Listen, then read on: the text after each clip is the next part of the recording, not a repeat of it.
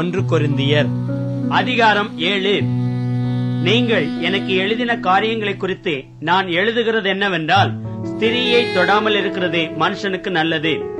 ஆகிலும் வேசித்தனம் இராதபடிக்கு அவனவன் தன் சொந்த மனைவியையும் அவள் தன் சொந்த புருஷனையும் உடையவர்களாய் இருக்க வேண்டும். புருஷன் தன் மனைவிக்கு செய்ய வேண்டிய கடமையை செய்ய கடவன். அப்படியே மனைவியும் தன் புருஷனுக்கு செய்ய கடவள். மனைவியானவள் தன் சுய சரீரத்திற்கு அதிகாரி அல்ல, புருஷனே அதற்கு அதிகாரி. அப்படியே புருஷனும் தன் சுய சரீரத்திற்கு அதிகாரி அல்ல, மனைவியே அதற்கு அதிகாரி. உபவாசத்திற்கும் ஜெபத்திற்கும் தடை இராதபடிக்கு இருவரும் சில காலம் பிரிந்திருக்க வேண்டுமென்று சம்மதித்தால் அன்றி ஒருவரை விட்டு ஒருவர் பிரியாதிருங்கள். உங்களுக்கு விரதத்துவம் இல்லாமையால் சாத்தான் உங்களை தூண்டி விடாதபடிக்கு மறுபடியும் கூடி வாழுங்கள். இதை நான் கட்டளையாக சொல்லாமல் யோசனையாக சொல்லுகிறேன். எல்லா மனுஷரும் என்னைப் போலவே இருக்க விரும்புகிறேன். ஆகிலும் அவனவனுக்கு தேவனால் அருளப்பட்ட அவனவனுக்குரிய வரமுண்டு. அது ஒருவனுக்கு ஒரு விதமாயும் மற்றொருவனுக்கு வேறு விதமாயும் இருக்கிறது. விவாகம் இல்லாதவர்களையும் கைம்பெண்களையும் குறித்து நான் சொல்லுகிறது என்னவென்றால், அவர்கள் என்னைப் போல இருந்துவிட்டால் அவர்களுக்கு நலமாயிருக்கும். ஆகிலும் அவர்கள் விரத்தராய் இருக்கக்கூடாதிருந்தால் விவாகம் பண்ண கடவர்கள். வேகிறதை பார்க்கிலும் விவாகம் பண்ணுகிறது நலம். விவாகம் பண்ணிக் கொண்டவர்களுக்கு நான் அல்ல, கர்த்தரே கட்டளையிடுகிறதாவது, மனைவியானவள் தன் புருஷனை விட்டு பிரிந்து போகக்கூடாது. பிரிந்து போனால் அவள் விவாகம் இல்லாதிருக்க கடவள், அல்லது புருஷனோடே ஒப்புரவாக கடவள். புருஷனும் தன் மனைவியை தள்ளிவிடக் கூடாது. மற்றவர்களை குறித்து கர்த்தர் அல்ல, நானே சொல்லுகிறதாவது, சகோதரன் ஒருவனுடைய மனைவி அவிசுவாசியாயிருந்தும் அவனுடனே வாசமாயிருக்க அவளுக்கு சம்மதம் இருந்தால் அவன் அவளை தள்ளிவிடாதிருக்க கடவன். அப்படியே ஒரு ஸ்திரீயினுடைய புருஷன் அவிசுவாசியாயிருந்தும் அவளுடனே வாசமாயிருக்க அவனுக்கு சம்மதம் இருந்தால் அவள் அவனை தள்ளிவிடாதிருக்க கடவள்.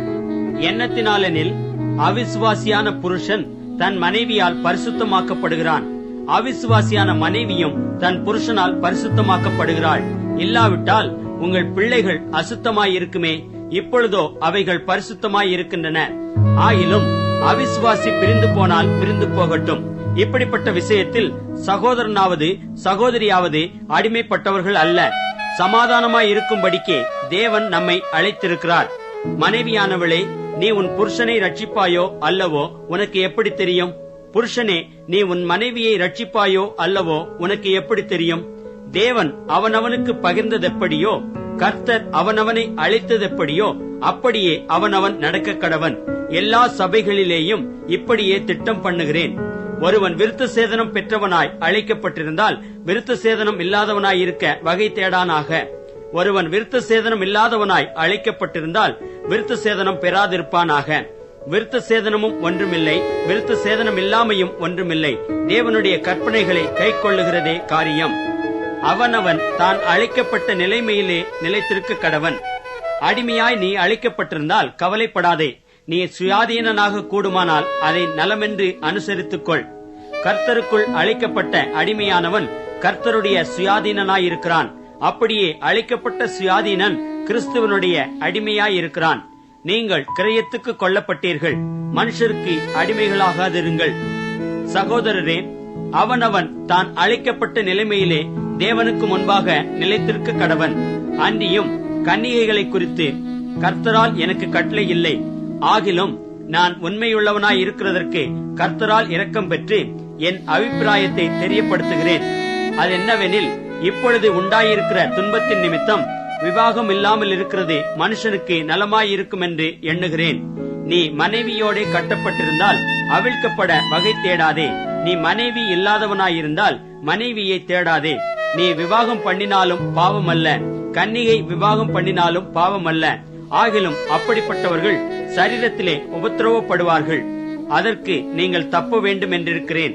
மேலும் சகோதரரே, நான் சொல்லுகிறது என்னவெனில், இனி வரும் காலம் குறுகினதானபடியால் மனைவிகள் உள்ளவர்கள் மனைவிகள் இல்லாதவர்கள் போலவும், அழுகிறவர்கள் அழாதவர்கள் போலவும், சந்தோஷப்படுகிறவர்கள் சந்தோஷப்படாதவர்கள் போலவும், கொள்ளுகிறவர்கள் கொள்ளாதவர்கள் போலவும், இவ்வுலகத்தை அனுபவிக்கிறவர்கள் அதை தகாத விதமாய் அனுபவியாதவர்கள் போலவும் இருக்க வேண்டும். இவ்வுலகத்தின் வேஷம் கடந்து போகிறதே. நீங்கள் கவலையற்றவர்களாய் இருக்க விரும்புகிறேன். விவாகம் இல்லாதவன் கர்த்தருக்கு எப்படி பிரியமாய் இருக்கலாம் என்று கர்த்தருக்குரியவைகளுக்காக கவலைப்படுகிறான். விவாகம் பண்ணினவன் தன் மனைவிக்கு எப்படி பிரியமாய் இருக்கலாம் என்று உலகத்திற்குரியவைகளுக்காக கவலைப்படுகிறான். அதுபோல மனைவியானவளுக்கும் கன்னிகைக்கும் வித்தியாசம் உண்டு. விவாகம் இல்லாதவள் சரீரத்திலும் ஆத்துமாவிலும் பரிசுத்தமாய் இருக்கும்படி கர்த்தருக்குரியவைகளுக்காக கவலைப்படுகிறாள்.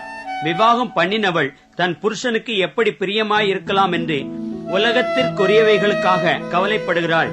இதை நான் உங்களை கண்ணியில் அகப்படுத்த வேண்டும் என்று சொல்லாமல் உங்களுக்கு தகுதியாயிருக்கும் என்றும் நீங்கள் கவலை இல்லாமல் கர்த்தரை பற்றி கொண்டிருக்க வேண்டும் என்றும் உங்கள் சுய பிரயோஜனத்துக்காகவே சொல்லுகிறேன்.